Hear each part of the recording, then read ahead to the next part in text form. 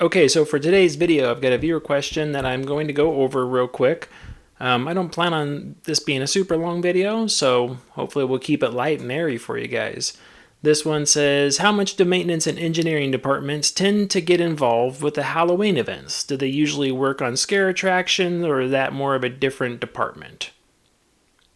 Okay, I want to talk about the haunts. Let's get into it. Now get ready. Here we go.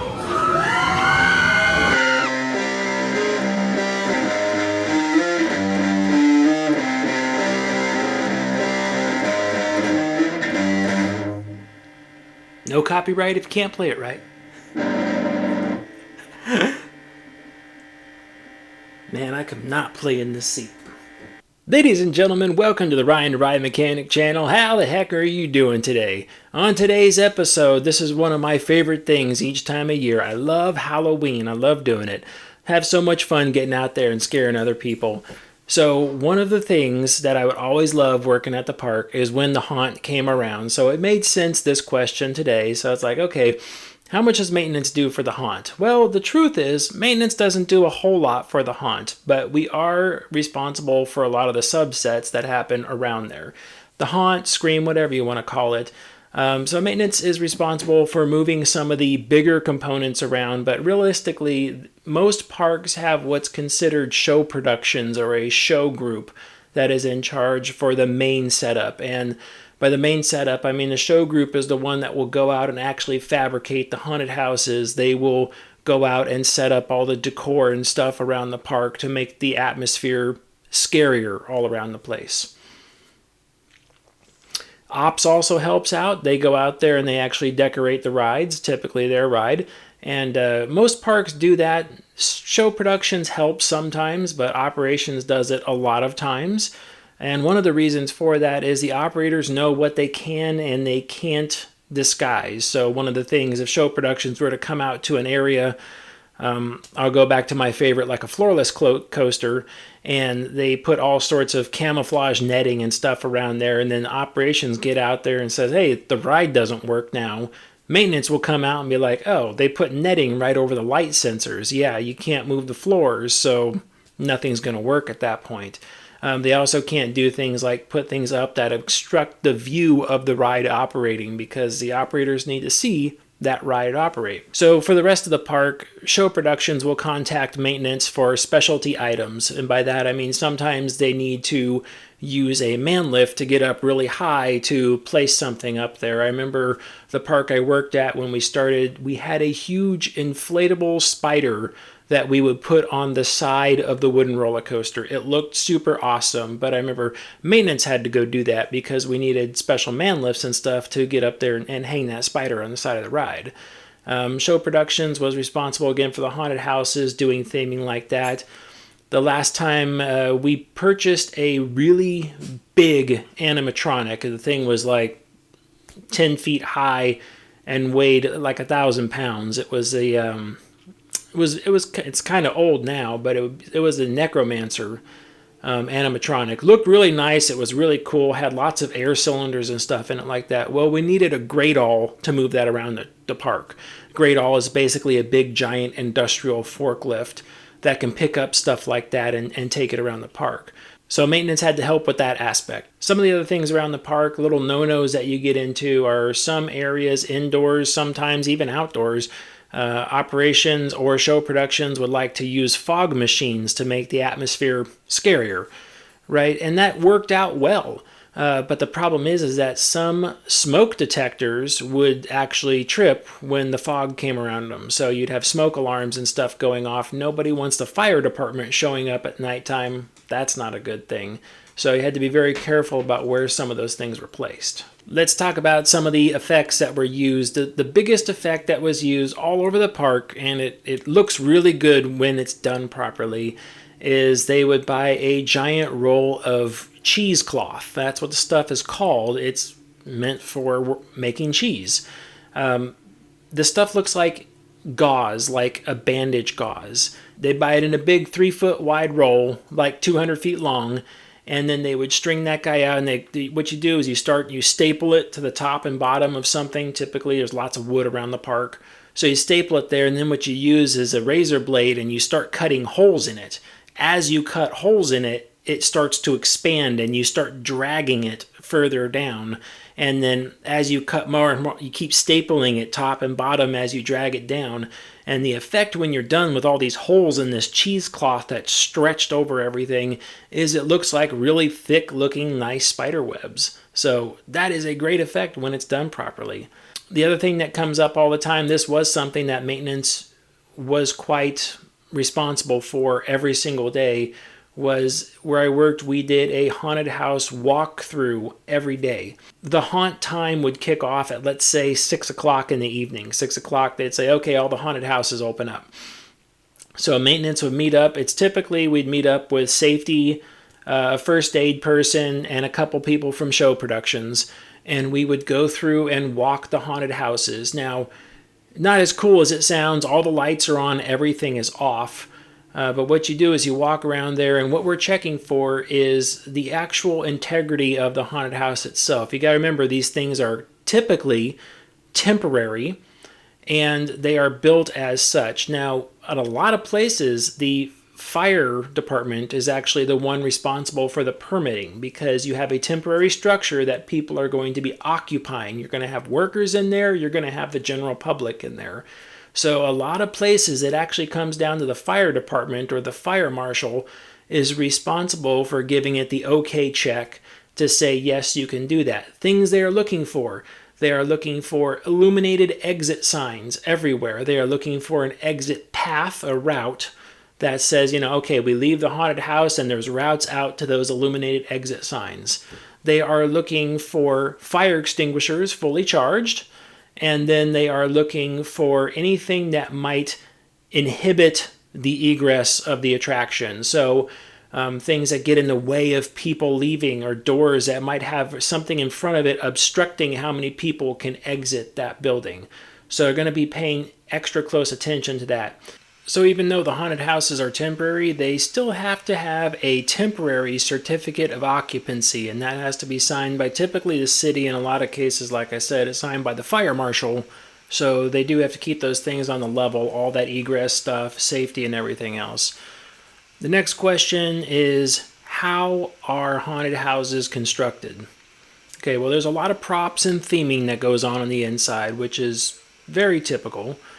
But the actual construction of a haunted house, or a maze, depends on which way you call it. A lot of them are called mazes, even though it's not an actual maze. There's not options to get in and out. But they do wind around on themselves, kind of like a maze, but with a designated path. The haunted houses are all pretty much constructed the same way, the ones that are set up and taken back down. What you do is you take a 4x8 sheet of plywood, typically a 1/4-inch sheet of plywood, and then you get a bunch of 2x4s. And then the 2x4s, you could buy them already cut to frame out a sheet of plywood, which is what you do. You lay down a 2x4, one at the side, lengthwise, the other side, lengthwise, one across the bottom, one in the middle, one in the top. So when you look at it from the back, it looks like two squares stepped on top of each other. And then nail all that together. That is now a haunted house wall. That's what that is. If you wanted to make the wall really narrow, you pretty much take it and you laminate the other side with another sheet of plywood on the back. The way they're set up, it's actually really easy, because the walls are a preset space. They're 4 feet wide, 8 feet tall. So the walls are actually put up in block sections, and the houses are also drawn that way. Okay, so if I'm talking about making a corridor going down somewhere, I'm going to say I need it to be this amount of feet long. Well, it's going to be 4, 8, 12, 16 feet, and you could just keep going on. And then that's how many panels you would need. Once the walls are put up on both sides, and yes, they're 4 feet apart typically. Once the panels are put up on both sides, you use another 2x4 at the very top across the two panels occasionally. and that is your side-to-side support. Now, if you wanted to use longer 2x4s, more of a run, instead of putting it straight across the top, you run them more at a diagonal. That helps on corners to really strengthen the house up and make sure it doesn't wobble around. Now, these things are not supposed to be full contact sports, but sometimes they are. So you have to be careful about how you brace walls and do things like that, because when you scare somebody, the natural reaction is to jump across, you know. If you're waiting, if someone's walking along and they're not expecting it, the next thing you know, you get scared, right? The natural reaction is to recoil in the other direction. A lot of times you will hit that wall. So one of the things we look for when we do the walkthrough is we look for holes in the wall, big holes in the wall where people have punched something through. Now, the nice part that we had anyway is that maintenance wasn't responsible for fixing these things either, which was awesome. So what we did is we said we walked through with safety and we walked through with first aid and said, okay, we noticed these things that were wrong. Where walls end and they make a U-turn and come around, they typically put padding along the corners, and that's to prevent people from catching the corners of their shirts and stuff like that on something that might be sticking out. And it also makes that corner nice and soft. That way, in case somebody bumps into it, you don't have a problem. So we pay extra special attention to padding that was around the corners to make sure it was anchored properly and they didn't have staples or something sticking out, because they did just take like carpet padding, wrap it around, and then some black cloth and typically stapled it to the wood on both sides so it held on there. Then we'd also look for holes in the walls as we walked around the house. Every exit sign had to be illuminated. So we would go to those exit signs, and then underneath the exit sign there is a little tiny push button that's got a red light next to it. The red light signifies incoming power. So what you do is you reach up there and you push the little button right next to it, and that red light turns off, and then you make sure that exit light stays illuminated. Because what you've done by pressing that button is you've interrupted the incoming power going to it. That way the light's working off its battery on the inside. So that would be testing that. And then also around the doors that lead out, they typically have a fire extinguisher hanging there. Fire extinguisher has to be charged within a year's date and make sure it's signed off. And then also sporadically throughout the house, there will be more fire extinguishers around. Fire is always one of the big things for haunted houses. A super big thing is to make sure everything that's used in there is either purchased fire retardant or is made fire retardant. One of the things that places like to do is they like to buy bales of hay and set them around the park. Well, one of the things that parks have to do typically is take a special chemical that's a fire retardant, and they have to hose down that bale of hay and trying to make a flammable bale of hay not flammable anymore. So it gets a little tricky, but fires are a really big thing, especially around temporary structures. Nobody wants a fire because that's really dangerous, right? So then we'll go ahead and start the Fright Fest or the Haunt or whatever you want to call it, festivities. So we'll start those things up and it goes. And as things happen, this is typically where maintenance is called a lot of time to make on-the-fly repairs. A lot of the show production people, they work on stuff throughout the beginning of the day, and a lot of them go home. So although they have a show production staff there in the evening time, most of them are for actors and things like that. There's not too many people running around to fix other things. What else might need to be fixed? Well, a lot of times lighting becomes a really big issue. Parks that run in the evening and nighttime all the time, they typically have a really nice lighting package, but for the haunt and other scary events, they end up blocking light out, trying to prevent light from going to areas, making the area spookier, more scary. So one of the things you have to do is they put shields up around lights. If someone notices a shield that's come loose, you might have to go up there and reattach it, which might involve bringing a man lift into the park or something like that to go up there and get the thing. Or if a light has gone out, a dim area that's now dark is not good. Trip hazards, people can get hurt. Nobody wants that. So sometimes you got to go to those on-the-fly little responses around there. Inside the haunted houses, we typically don't get too much calls for inside, But every once in a while, occasionally, we will get something.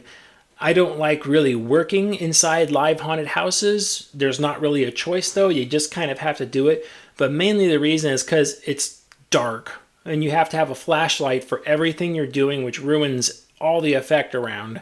And the sound decibels are just off the scale. It is super loud inside those things. So it's hard to hear. If I'm there working on something, that means they've got a big problem. And sometimes the house goes down anyway. Yes, the house can go down. If they have enough problems with audio and things like that, they will just shut the house down until someone can make a repair. And if Show Productions isn't available to show up and do an on-the-spot repair, maintenance is the next step, because although it's not a ride, well, it's still a moneymaker. People are still paying a lot of money to come in and go through those things. So just like a ride, we have to get it back up and running as soon as possible. So now we're really out of our element working on things like soundboards and amplifiers, speakers, small pneumatic systems that somebody taped together. It looks like something out of a garage somewhere.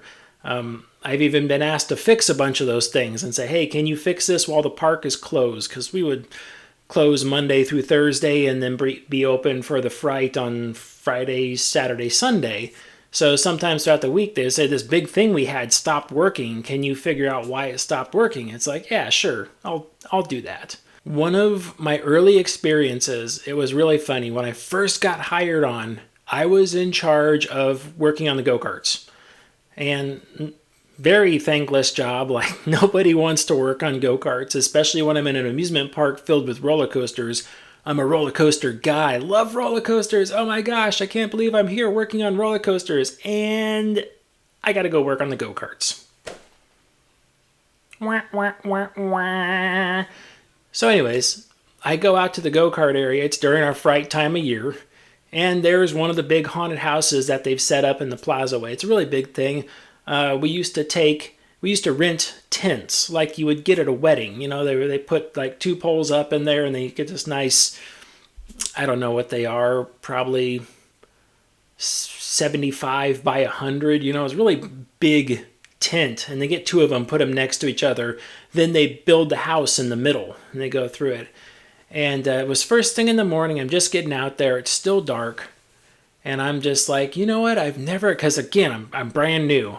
And I'm like, I've never walked through a haunted house before with it not occupied, you know, with nobody in there. And in fact, my level of haunted houses I've been to is very small before that.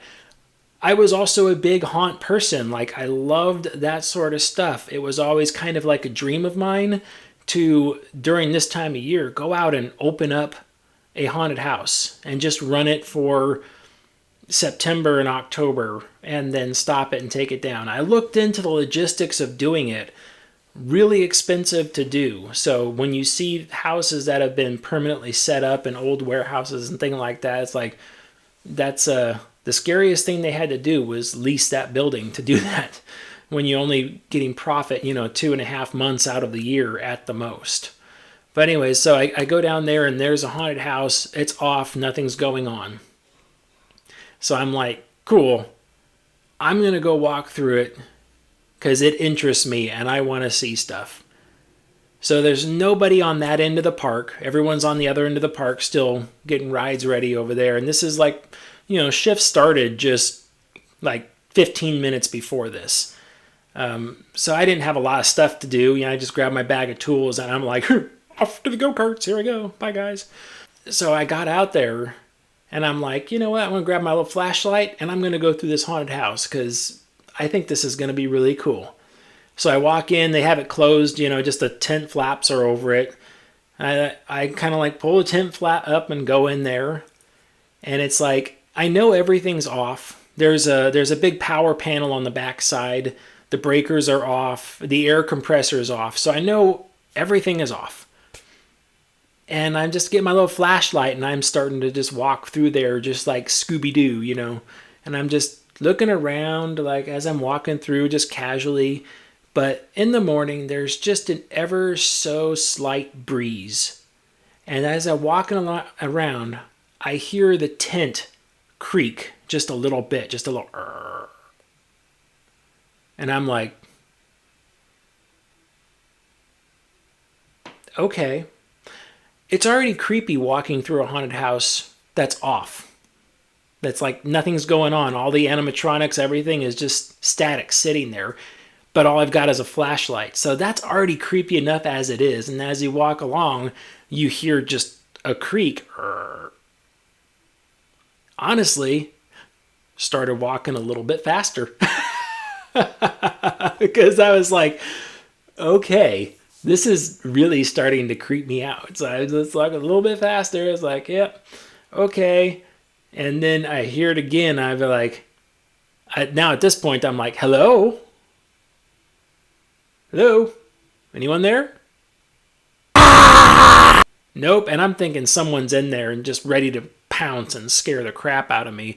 But nothing happened. Nobody was there. But just that was really eerie. If you've ever heard evacuation stories of people walking, like have to get evacuated off of a ride like It's a Small World at Disneyland, right? Or Disney World too. Haunted Mansion, things like that, where they kill the audio and things like that. It gives you a completely different vibe, and it really, really creeps most people out. I have books from Disney. I love Disney stuff, so I got a book on the Haunted Mansion. Really cool. And I was reading more mouse tales and things like that. And one of the things the cast members say is at the end of the night, they stop the movement of the Omni Mover system that moves the Doom buggies throughout there, and then they hit a ride. Basically, it's like an audio stop or like a motion stop for all the animatronics. And they're like, everything stops, which is a newer feature. Before, they can kill the audio, but the animatronics wouldn't stop. Well, I guess now the animatronics can stop. No personal experience there, just hearing. But they say they would walk through the entire attraction with everything completely stopped. And the exact same thing. They're like, they know nobody's there, but it just gives them a super creepy feeling. And a lot of cast members won't do it. They're like, nope, even with the house lights on and stuff, they're like, nope, not going to walk through there. So it's that weird, creepy feeling. Other than that, there's not really too much going on. One of my favorite fright stories to relay is when I was, I've probably said this one before, but I was working at nighttime because I love to go to scare pathways where people just get scared. And I love just people watching. It's amazing. It's one of my favorite things to do. So they call us up and they say, hey, can you go to this house that's over here by this water ride? And okay, they're having trouble with a piece of equipment and they need help. It's like, all right. Show Productions they were unavailable to answer this. So I'm like, well, we're here. And it was kind of a quiet night with the rides. So I'm like, let's go see what's going on. So I go down there and I go in the back area and I catch somebody. I'm like, who's the lead in this area? And they're like, oh, it's that guy. And they kind of like flagged him, wave him down. I'm like, yeah, zombie, some sort. I don't know. So he comes over. I'm like, I'm from maintenance. I was asked to come over here. And the guy says, oh, yeah, my chainsaw doesn't work. All right, this is normal. What's wrong with the chainsaw? And he's like, he pulls it out and he's just like, I'm just trying to start it, and it just won't start. Every once in a while I get it to fire up for a couple seconds and then it goes down. And I'm like, well, okay, well, I'm going to have to take it back to the shop and like work through it. I'm like, I don't know if I can get it back this evening. It's not a high priority to me or anything else. So I can't promise anything. And he says, oh, I understand. So I take it and I go back to the shop and I'm there with the other mechanics and we're looking at it and it's like, okay, so we pull the spark plug out of it, or I think that was maybe a glow plug on that one. I don't remember, but we pull the plug out of it and it's like, oh, that's all fouled up. It's got a bunch of crap on the inside of there. So we took it over and we sandblasted it because we did not have a replacement for a little chainsaw spark plug. So we sandblasted it and cleaned it up best we could and kind of like just ran some emery cloth across it. We went back, put it in, And we checked a couple other things, took the air filter out, kind of blew it out real quick, and did some other stuff. And then we're like, okay, let's try that. One of the guys was able to fire it up, and it was like, all right, it works. Cool. No blade on those things. The first thing to do is they take the actual blade off of it. That way it's safe after that. So we took it, and I took it back down to that haunted house, and I flagged the same guy down again. And the guy, when he saw me, and I flagged him down, and he saw me, and he's just like, and I hold the chainsaw up for him. It's in a case, but I'm like, I hold the chainsaw up for him, and I'm like, loud, so you can't have, but I'm like, and he comes over and he's like, no way, you got it working. And I'm like, yeah, and we did. It's not the best, but it should get you up and running for the time being. And he's like, oh, thank you so much. And he was just so appreciative. And he took that chainsaw and just walked away. I'm like, I made that guy really happy. And then you hear that chainsaw fire up, and then you hear everyone scream as he chases people throughout the plaza way. I'm like, this is a unique experience, one that most people don't get. I made that zombie so happy where he has nice new working chainsaw. It was great. Okay, this is a really short video, I know. But I had fun doing it because, again, I love this stuff. Like and subscribe, do all that stuff. It does help me out. I do appreciate it. If you want to contact me, you can always message down below, or if you want to, you can email me at ryantherideMechanic@yahoo.com. Even though they're not in haunted houses, I still want you to stay off the air gates. Bye.